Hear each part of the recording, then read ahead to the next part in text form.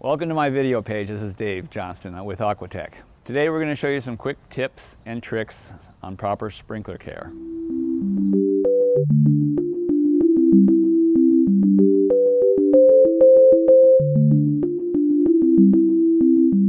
Today we're going to talk about valves. You have three valves here. These are anti-siphon valves. This is your solenoid. These are solenoids. This is what the clock sends a charge to. That's what receives the current, the charge from the controller. That opens up, lets water in your diaphragm. The diaphragm, it opens up the diaphragm. The water flows through and out to your sprinkler system.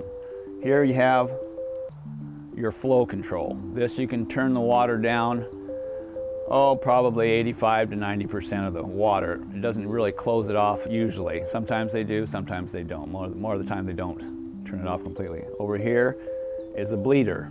You can use this to flush out the valves. It doesn't always work, but sometimes it will work and get some debris out of there.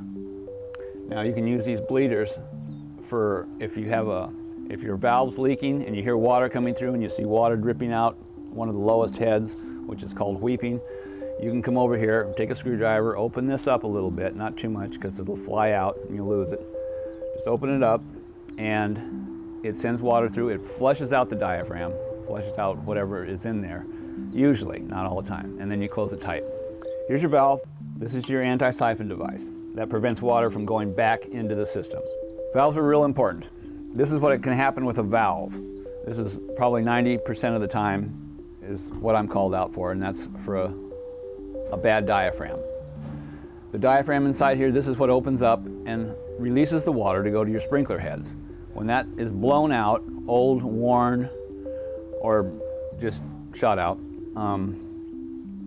the clock will no longer control that. The solenoid won't control it. It's gone. This is your flow control. This can turn your water down to a certain amount. You can turn it down a little bit with this, but that's about it. You just have to replace the valve, put a new one on. You can attempt to cut this valve off and put it together, but if you've never done it before, you're probably going to have a very difficult time. That's when you can just call me. I'll come out, I'll take a look at it, I'll give you a free estimate, and we can take it from there.